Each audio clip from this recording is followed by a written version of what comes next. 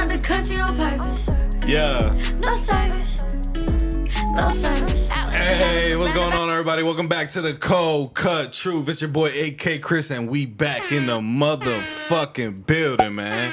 I got my brother Cleark to my left. What up, brody? Burst, cold air, man. You know what's going on, man. You know the fuck going on, man. We got a real special guest, one of the hardest working artists in the city right now. No cap. Hold on, say that again. I like the way that One of the sounds. hardest working artists in the city right now. No cap. Mia Snow's in the building. What's going on? What's good? Thank you for having me. Absolutely. Yeah. We appreciate you for pulling up on us. You Of feel me? course. Yeah, we here, man. We here. We gonna kick it off just like this. How's life right now for you currently? How are you feeling right now? You know, Life is lifing. life is life. Life is lifing. But as long as you stay prayed up, everything's okay. Everything's okay. Absolutely. Yeah, man. I like that. I like that. Gotta be rooted. One thing Yeah. I can say is no matter how many times you see somebody smiling or you see them just working and look like they enjoying their life, make sure you check on your people because we the ones who need to be checked on the most. Hey, that's some real shit Absolutely, right there, man. man. Make sure you check on your people. It's a lot holding up the grind. You feel me? People don't actually see that. So Yeah, the long check nights. in on those people. That was good. Locking Y'all in. Listen to that. You feel me? Just working on your craft and shit. You feel me? Thank you for pulling up. Like I said, we're going to definitely get into your story. What we like to do here is we like to get dope stories.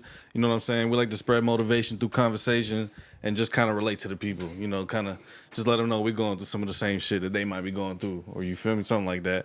do it. Let's do it. First of all, Mia Snow, let's take it back to like real early on. You feel me? What did early life look like as a kid? Like what was you into? How did it look like coming up? I grew up in foster care, so it looked like hell to me back then, and even now, because it was bad. And, you know, there are some good homes and good people that you meet, and there might be some good moments in group homes, but it wasn't a home. So at the end of the day, we're homeless. Like Yeah. we imagine just being homeless from a kid, you know, just not having nowhere really that you can say that's my home. Yeah. You have to say, oh, I'm a foster kid, or I'm this, and that's how we get looked at. Like, so imagine just only having that title or being looked at as just a foster kid. Oh, Yeah. that means basically foster kid in, you know, the real world. It means you ain't got nobody. And that's exactly how it felt, being a kid, having nobody. Yeah, I mean, yeah, that's definitely tough to go through coming up, but it's just like one of the obstacles that was put in your path. What would you say is like the hardest part of maybe going through orphanage and foster care and stuff like that? Like I just was saying, just having nobody, because even feeling that way, because, you know, now if I ask, I'd be like, I don't need nobody, and I feel fine. But when you a kid, you need love. You need a different type of love, so you don't grow up being bitter or wanting the wrong things and thinking it's love all the time. You know what I'm saying? So it was just basically a bunch of like, I don't know. It was everything all at once. I can say that. What Yeah. helps you get through that, though? You feel me? So, like, what helps you get to that point where you're like, I always had a passion. passion of music, like just not even just making it. Like I taught myself how to like dance for real, like be on beat before I started writing songs. So I just loved how music made me feel, and I kept getting closer to it. And, you know, I also prayed a lot. So, you know, I always was praying like, help me get out of this. I don't know what to do, or I'm lost. I need you. And I started writing in diaries a lot, and then basically I wanted to be heard, and you really can't be heard because writing in a diary, because your diary you don't want nobody to see for real. Right. So I turned that into just writing it in like notebooks, writing music instead. So that turned into something I love to do, like was just making songs. So and telling a story. So that's what, you know, helped me get through everything. No, that's hard. What age did you like kind of start writing music, and at what age did you start saying like, okay, I'm gonna make music as well? 15, 16 years old. 15, 16 years old. Yeah. Yes. No, I was writing in group homes. I was writing when I ran from group homes. Like, oh shoot. I was always running. So you ran. I was never the type. Here's the thing about me. I never stayed how long I was supposed to stay, because for some reason they wanted to keep me in there longer. Now, don't get me wrong. I gave it a shot each time. Yeah. I was never just rebellious just because. I started being rebellious and leaving because I spent 4 months in here and I'm still in here. Why? I'm not supposed to be in here.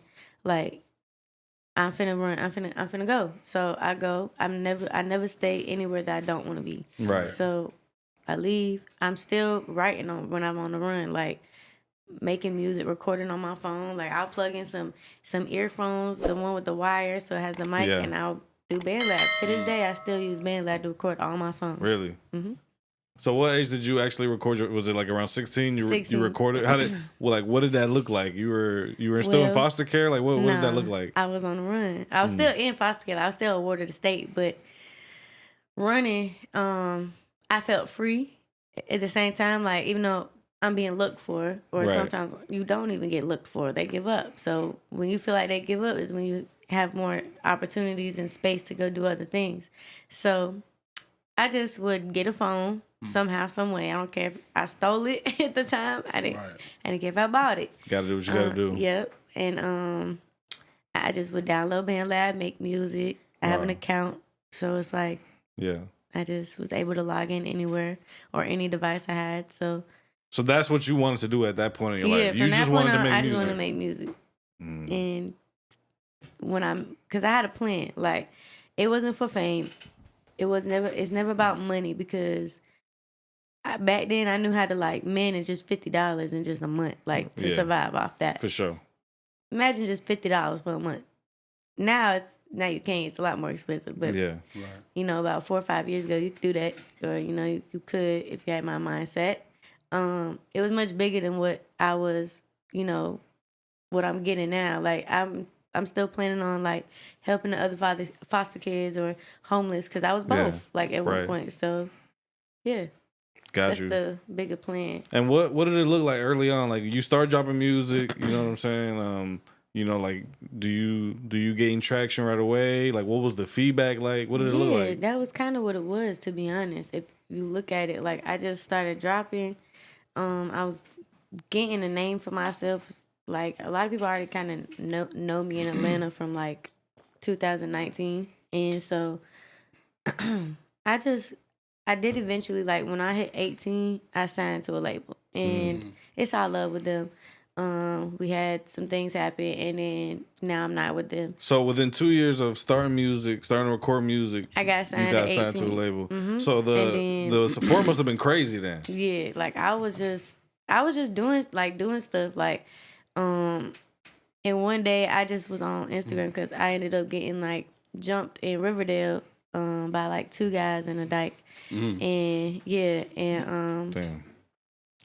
So how'd that happen? I was like 17. Yeah, It right? was just I knew the girl. That. I knew the girl that, and I was on. She knew I was like my situation at the time. She was. I'm not gonna spill everything, but she was dating somebody underage, and it was another little girl, but. It was weird. The thing was all weird. I was just there because, it was somewhere to be. And thought she was cool. But, things turned. Like, I ended up coming back one day and I had my AirPods in. And she was on, like, a little hoverboard.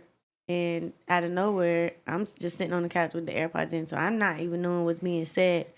And she just come at me. And then you see the 2 guys. They got, like, bandanas wrapped around their hands, and then they do what they do. Shit. Yeah, it was just a lot of weird stuff that happened when I was 17. But wow. And this was where again? This was in Cleark. This was Riverdale.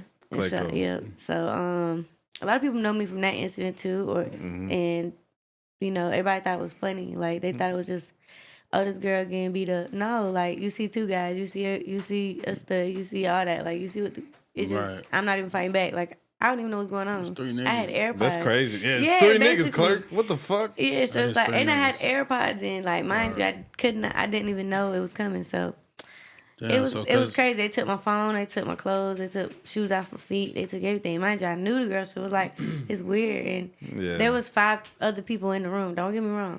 One was blocking the door, and then some people was recording. And then, but it was all just like some setup stuff. But that says a lot for them to have to feel like they jumped you because, because I turned up real bad. After I thought I could, of course at the time I was with somebody, so I used his extra phone he had at the time, and I made a new Instagram, all that. Yeah. And I actually was gonna use his gun, and I was gonna go get my stuff back. So you was on some crazy shit. No, I was on. I'm finna go get my stuff back. Y'all did me wrong. I know where you stay. Like, you finna pull up. I'm coming. And then I sat at the gas station right across from the neighborhood in Cleark, and I thought for the longest with just the gun in my lap, and I'm like, should I do this or should I not do this? I'm already on the run. I have a few more months left before I'm 18, and I can see what is in store for me. But if I go do this and I start just shooting shit up, what's gonna happen for me? In that moment, I wanted to shoot everything up. I was so hurt. You was on that. I was hurt. Like, it wasn't even mad. I was not mad. I was hurt. Yeah. Because I was already hurting from, like, the situation I was in life. Like, I'm in survival mode. Here y'all go doing this. Like, I never did anything. And their tension, like, they said they did it because they thought money was on my phone. They thought I had money and not helping them. And I didn't have a dime. Anything we ever did, mind you, we used to hit licks at Walmart together. What you mean you thought I had money? I was broke just like you was broke. Yeah. That's crazy. Running out of stores with buggies. Come on now. Like, we was all on that. So I really sat for a minute and I was like, do I do this or do I not do this? I could do this because I don't care. But obviously I do care because that's my stuff. So, of course, a lot of things was happening at once. I know what to do. So I was just like, you know what? I'm not getting caught. My thing, this whole thing is so I don't get caught. And this is a test, so I'm not getting caught. If I know what I'm doing, right. I'm not going to get caught. So I didn't do it. I left, and I just was starting from scratch. So I was using his phone at the time. I liked one of the pictures. I guess I saw the label's picture on Explore page, and I didn't know who they was. I was just like, they look like business people, so I'm just like it. It's Instagram. So I liked it, and then they hit me up. Mind you, the only video I had on my new page was, because at the moment, that live and everything was going viral because they went live doing all that. It was going viral how I was getting beat up. Right. So I posted a video of all the bruises on my face and everything, like how, I was still okay, but I was still like, like, dang. Like, that was the video, just like, it wasn't like saying them story or nothing. I was just like, yeah, wow. You just showed like And I had like 300 followers at the time. So that label, he asked me, he said, what do you do? Like, all that was on my page was a video of bruises. I was like, well, I make music, but I recently I told him the story, how I just got jumped, whoop, whoop, all that.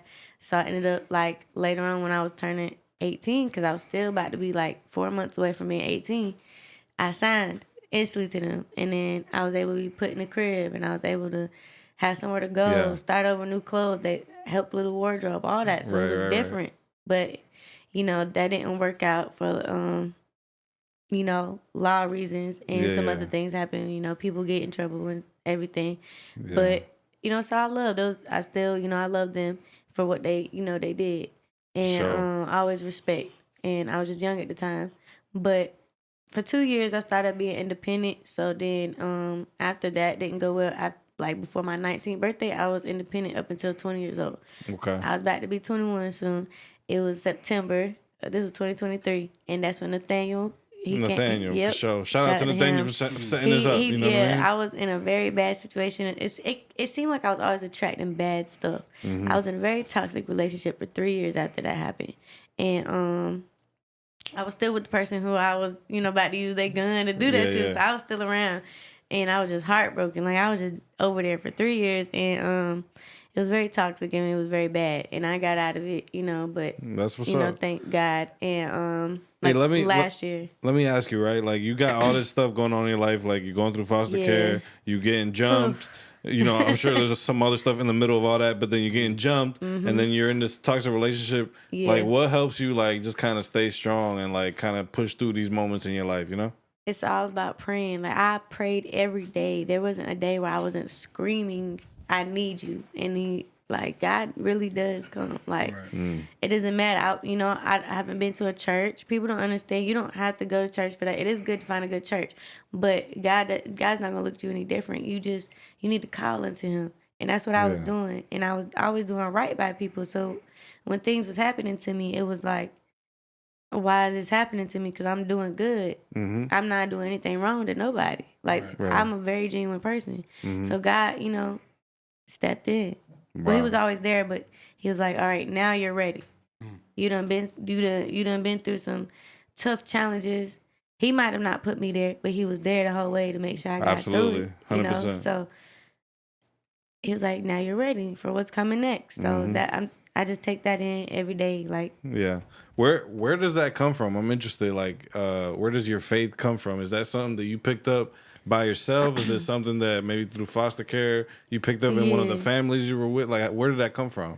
I was always in like church from like 3 years old. It didn't matter like where I was at. I was always in a church, and there was times there was different religions, and I just was like, Gotcha. I don't know what to go to. That's why churches are hard, because there's different ones and they all preach different. Sometimes they preach the same, but it's all different. And I just knew like the creation, you know, God, the Father, the Son, you know, like, and the Holy Spirit. So I stuck with that, and I just, you know, I was reading the Bible for a little bit, like as a kid, trying to get into it growing up. Like I was young, not understanding what the King James Version is saying, but I'm like, thou, this, they, thou, shall. I was like, I'm reading this. I don't know what it means, but I'm reading it. Yeah. So I just, you know, as I got older, I just stuck with like, you know, just God always been there in the toughest times. Like I know I wasn't you know, the perfect person or a perfect kid or whatever, but you know, I was a kid. Kids are kids. Nah, for real. Yeah, you know, I got a question because I was actually having a conversation with somebody the other day about this, and you said you went through many different versions of religion. So, question for you would be like, I was talking to somebody, like I said, I was talking to somebody new, and I asked her like, how do you know God is real? And that could be different for everybody. You know what I mean? Like that answer is different for everybody. How do you, Mia Snow, know that God is real? How do you know He's not? How do you know He's not? Yeah. My answer is, how can you think that He's not? Okay. That's my answer. I would not be here if it wasn't for Him. Yeah. I would have been dead. Facts. Many times. There's so many occasions. There's so many stories I have, but we don't have enough time for that. Right. And we'd be here a year listening to all the stories. Yeah, so like I said, everybody's answer would be different. Alive. I wouldn't even be here, like existing, if it wasn't for Him. I believe that as well. But yeah, like I said, my answer would be, how can you not think He's real? You know what I mean? Okay, so now you get your break in the industry, right? I gotta know, when did that neck tattoo? She got to cover it up. She got a hoodie on today. No, I don't gotta cover it up. Oh yeah, there we go. It's just right here. Yeah, there it is. Yo, when did you get that? Like, when did that happen? I was 18, and I just got this part at first. Like it was just snow. Yeah. And then I went in like when I was like 20. Do you think that made you controversial? Like, do you think that added to it? It added a whole lot because I look different. I don't look like a regular little white girl. Come on. It's just like, oh, there's that one with the blue neck. Yeah. You ain't never gonna forget me. I know that thing had to hurt. How long it took you to get that? So this part did take 6 hours. And I was off Casamigos, and so I was smoking, so I was lit. I was like, blast my neck, we finna do this. And I was like, do it in blue. I don't know why, but I was like, do it in blue. Blue's my favorite color anyway, so I was like, why not? Right. But I never knew that, you know, you had to go over color so many times. And that's crazy. So shading was very difficult for me. And it's like 3 different blues, so. Nah, you know. Damn. And then I went in on this side. Now I gotta go finish that side eventually this month. So. Yeah. Nah, that motherfucker hard. For sure, Cleark. It's hard. Yo, Cleark, when was the last time we ran into her? It was at Revolt World, wasn't it? Revolt. Yep. She was doing the thing outside. Yeah, we be seeing you going left, right, up, down. You be everywhere and doing everything. You know what I mean? We'll keep you just kind of on that grind. Just keep pushing. You know what I mean? I'm trying to be somewhere. You know, like, I'm not a lazy person anyway, so I love just the adrenaline. I think the adrenaline comes from when I always had to be on the run all the time. So I love constantly doing shit and moving and making a better life for myself. That's what keeps me going. I need a better life because I didn't have one. You know? So. Yeah. No, I can tell you got that, like, I got to work hard. I got to go. You know what's crazy is I feel like women in 2025, you know, that mindset has gotten lost just a little bit in women. Like, whereas, like, they want to get taken care of, they want. Trust me, I want that. Being independent is tough, but I will let a motherfucker know I got me. Yeah, fact, as you should. You know, I got a daughter. I'm trying to teach her these same values. You know what I mean? Right. No, help, of course, but right. definitely that work hard mentality. That's what's gonna get you. I'm not lazy. to the point you want to be at. So now, fast forward, I see the chain on. You feel me? You in the thing. What's the name of the label that you guys are working with? The Great Ones. Okay. Yeah. The Great One. So how's that been going? It's you crazy. Feel me? I spoke. I kind of spoke this into existence. You want to know why? I made a song called On and On and On. I remember that one. Yeah. And one of the lines says, "Gonna be one of the greatest." I'm one of the greatest. I'm one of the great ones. Stop playing. It came. I be speaking things into existence. Like, it's crazy. Yeah. And now I see you going state to state with it. You feel me? Yeah. How that feel? Like, I love it. I going love from a small, like, young woman who's trying to, like, envision her career with music and stuff like that to the point where you at now. How does it feel? Like, kind of like looking back, like, damn, like we really doing this shit. It just, I don't know. It's really I'm speechless. I don't really know how to act because I'm not. It still feels like unreal. But I know, like, okay, snap out of it. I got work to do. But when things are happening behind the scenes that I'm not seeing, like, certain phone calls that Nate probably gets about me or messages, I'm not knowing, like, what's in store for real for me because it still feels unreal. Like, I've never thought, like, I would be this far. Or even, like, a year ago, that far. And, like, I didn't think none of that. I thought I would have been, still on the wrong path. Trying to make a way. But because of your faith, you feel me, you have been blessed with the gift of being able to live the life you live and do the things you do. You know what I mean?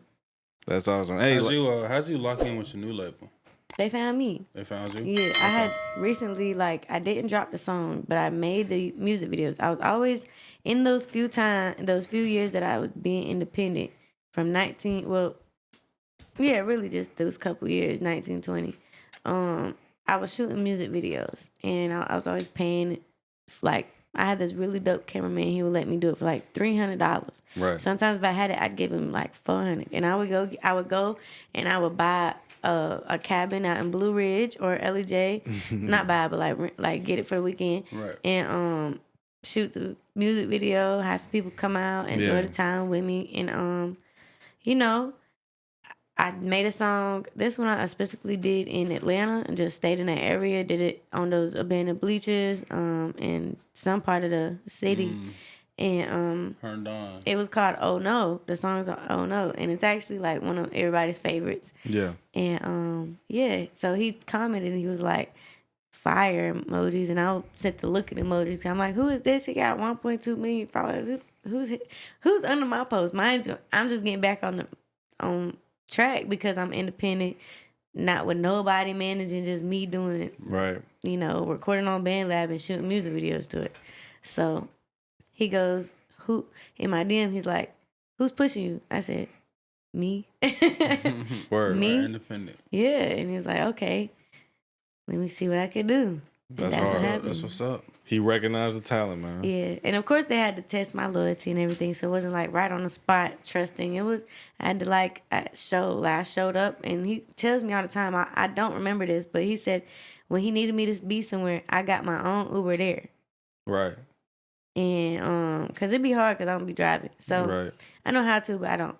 And I got my own Uber there, not knowing where I was going or what I was doing for real. Yeah. He said, be there. I need you to be here on this time. And I got there. And that's when they was like, okay. Him and Scott was like, okay. We see this. Yeah. I mean, that show your character at the end of the day. Yeah. She was willing to buy her own Uber to get, mind you, I was the opportunity. in Douglasville. So Douglasville coming all the way you to deep.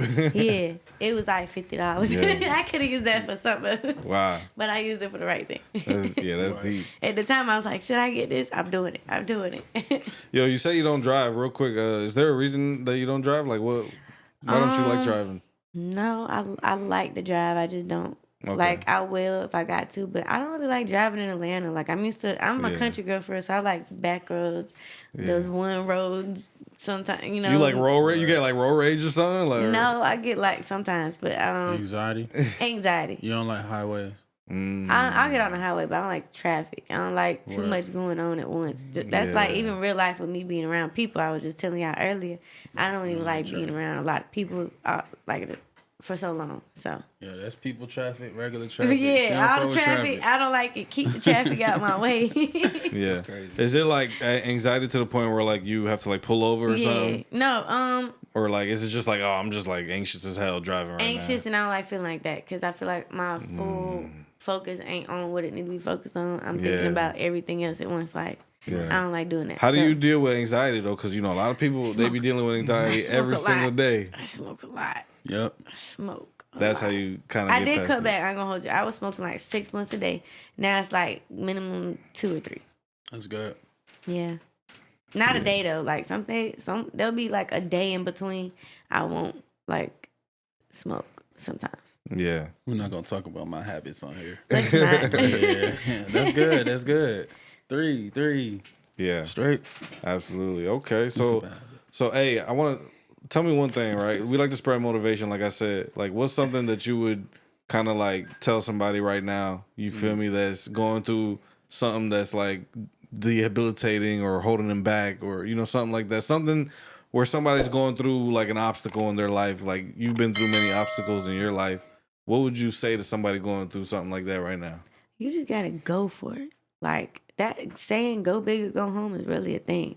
I, on the other hand, didn't have a home to go to. I had to go big.